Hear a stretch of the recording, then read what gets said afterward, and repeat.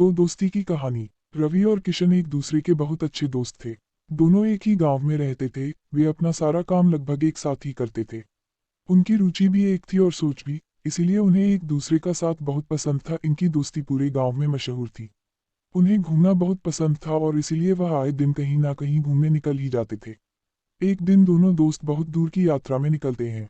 वह दोनों एक दूसरे से वादा करते हैं कि चाहे जितनी भी मुश्किलें आ जाए वह एक दूसरे का साथ नहीं छोड़ेंगे। उन्हें जहां पहुंचना था वहां जाने के लिए उन्हें जंगल का रास्ता चुनना पड़ा। दोनों ही जंगल में बड़े ध्यान से अपना एक एक कदम बढ़ा रहे थे।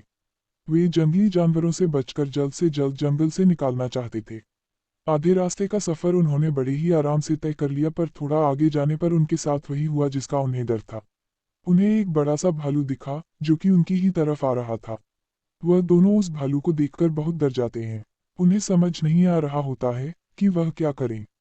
रवि किशन से पूछ ही रहा होता है कि अब उन्हें क्या करना चाहिए कि किशन भागते हुए एक बड़े से पेड़ में चढ़ जाता है, बिना इसकी चिंता किए कि उसके दोस्त का क्या होगा। किशन को भलीभांति पता था कि उसके दोस्त रवि को पेड़ में चढ़ना नहीं आता और यह जानते हुए भी वह उसे अकेला छोड़कर पेड़ में चढ़ जाता है। परंतु रवि बहुत ही बुद्धिमान और समझदार इंसान था। उसने कहीं पढ़ा था कि भालू मरे हुए इंसानों को नहीं छूते, तो उसने भी मरने का नाटक किया। वह वहीं जमीन पर लेट गया और थोड़ी देर के लिए अपनी सांसें रोक ली। भालू रवि के पास आकर उसके सारे शरीर को सूंघता है। रवि को मरा हुआ सोचकर भालू वहां से चला जाता है। जब वह भालू रवि से बहुत दूर चला गया, रवि उठ खड़ा होता है और किशन भी पेड़ से नीचे उतर जाता है। जब भालू रवि के शरीर को सूंघ रहा था, तब किशन को ऊपर से देखकर ऐसा लग रहा था मानो वह उसके कान में कुछ बोल रहा हूं, और इसीलिए किशन रवि से पूछता है कि भालू तेरे कान में क्या कह कर गया है। इस पर रवि व्यंग कसते हुए जवाब देता है कि उसने मुझे एक सलाह दी है कि मुझे गलत दोस्तों से बचकर रहना चाहिए।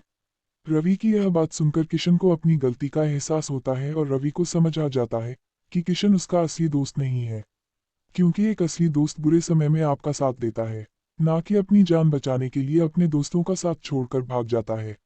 इस कहानी से हमें यह शिक्षा मिलती है कि हमें अपना दोस्त सोच समझकर बनाना चाहिए और हमें गलत और सही का फर्क करना भी आना चाहिए।